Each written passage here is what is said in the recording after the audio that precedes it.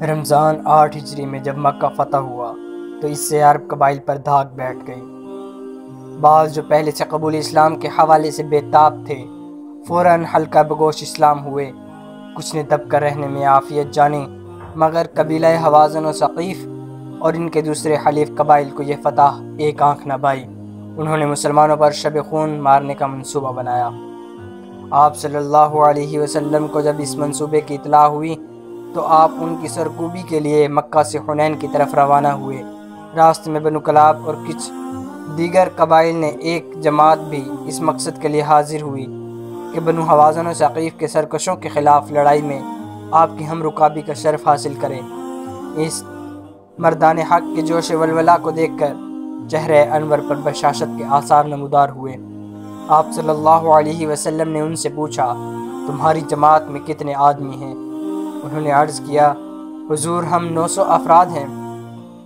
آپ صلی اللہ علیہ وسلم نے انہیں مخاطب کرتے ہوئے فرمایا، اگر تم پسند کرو تو میں ایک ایسا شہ سوار دے دوں جو تمہاری تعداد کو 1000 کے برابر کر دے اور تمہاری قیادت بھی کرے۔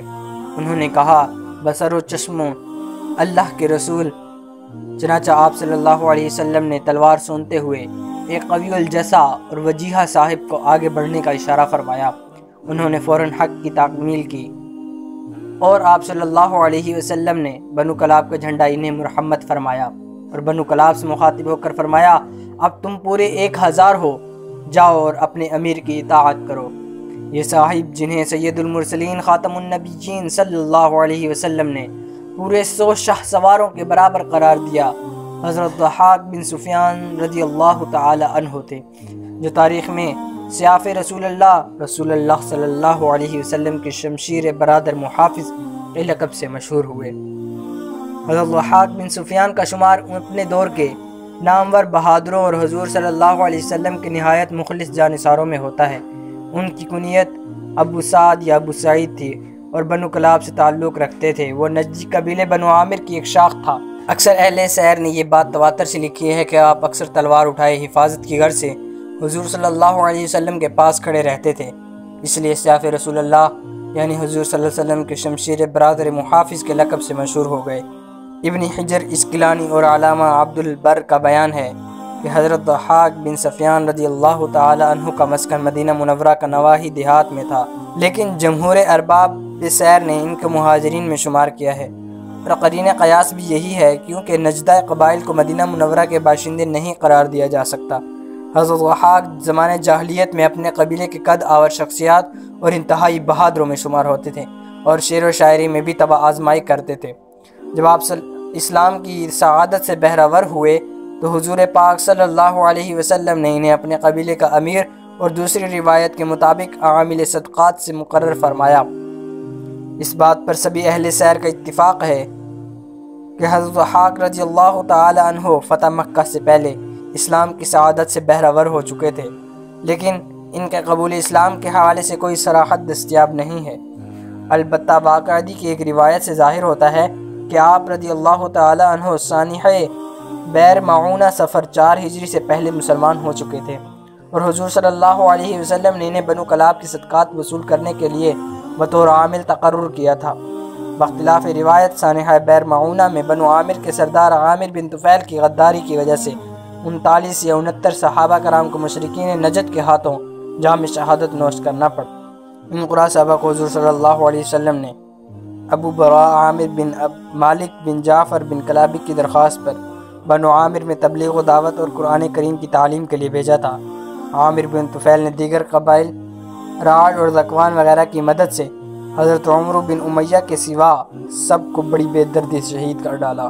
شہداء میں حضرت عامر بن فہیرہ بھی تھے۔ انہیں ان کے قاتل جبار بن سلمہ کلابی نے نیزہ مارا تو بے اختیار ان کے منہ سے نکلا، بخدا میں کامیاب ہو گیا۔ جبار نے بعد میں حضرت ضحاک رضی اللہ تعالی عنہ کا یہ واقعہ سنایا تو بے حد صدمہ ہوا۔ اس نے حضرت ضحاک سے پوچھا، آپ نے یہ ایسا کیوں کہا اور مقتول کی کیا مراد تھی اس سے؟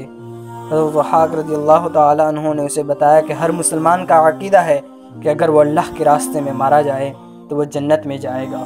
حضرت عامر بن فہیرہ نے یہ الفاظ کہہ کر اسی یقین و ایمان کا اظہار کیا کہ اللہ نے انہیں جنت عطا کی۔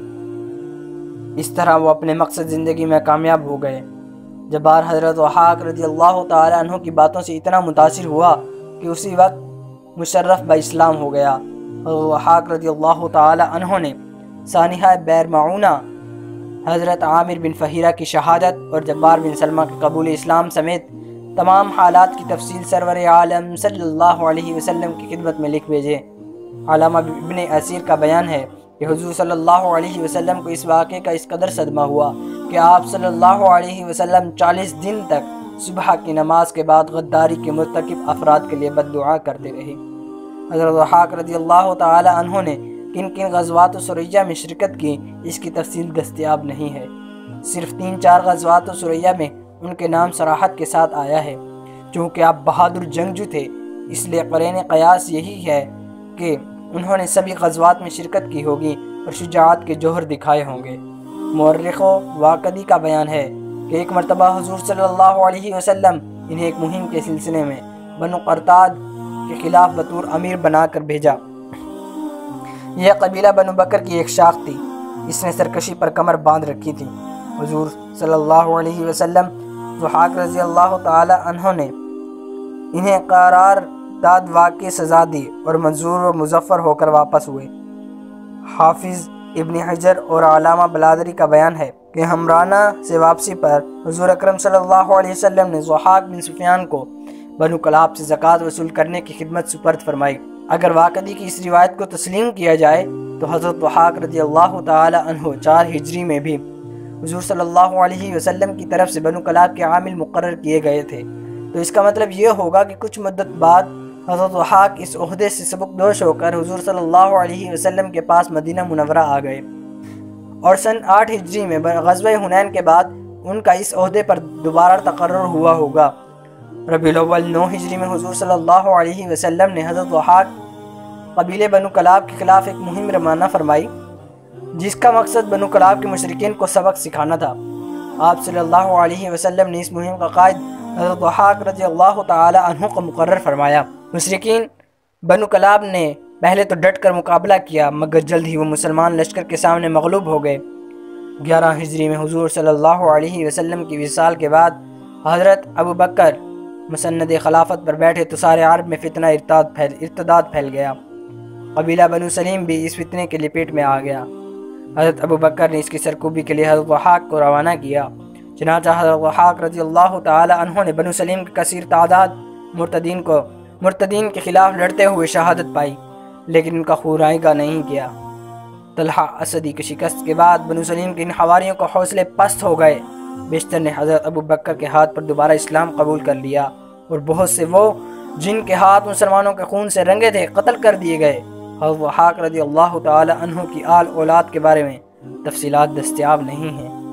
آپ رضی اللہ تعالی عنہ بنیادی طور پر سپاہی تھے، اس لیے انہیں حدیث بیان کرنے کا کم موقع ملا۔ ان سے صرف 4 احادیث مروی ہیں۔ ان کی روایت میں حضرت حسن بصری اور سعید بن المجیب جیسے کبار تابعین شامل ہیں۔